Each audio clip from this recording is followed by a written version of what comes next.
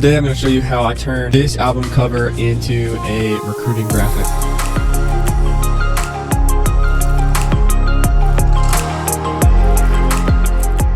So we start off with the Lil Uzi Vert album cover.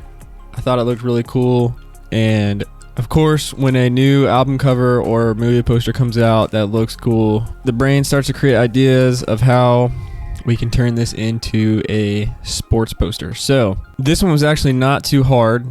All I basically did was take out the subjects who are already in the graphic by using a content aware fill. So basically what I did was I just tried to, as closely as possible, circle all the subjects in the graphic and then just did content aware fill until I got it the way I wanted it. And you kind of have to mess around with it, but you get the picture, so it just replaces them. So what I came up with is this, and I left this portion of the subjects because I knew I'd be covering that up with the cutout. So again, work smarter, not harder. If you're going to be covering up a spot, you don't have to make it perfect. So then I went in and I darkened up the foreground and I just painted that in along the edges.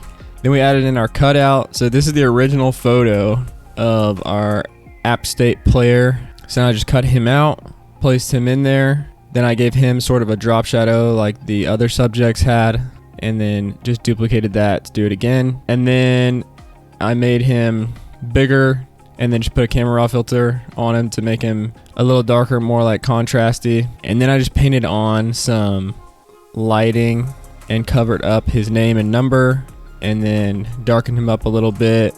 And then what I did here is I took the whole background and switched the blending mode to color and then changed the opacity. So basically, like, this is a quick, not great, but sometimes works way to like blend them in with the atmosphere that they're around.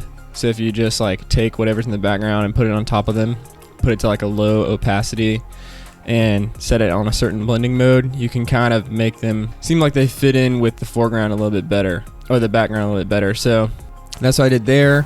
Then this is just a glow that I kind of brushed on the outer edges of him with a brush to make it look like there's like a light from this light source that's like shining on him. So he's like backlit in this photo, which means most of him's gonna be dark, but the edges of him are gonna be like really light. So that's what we did there.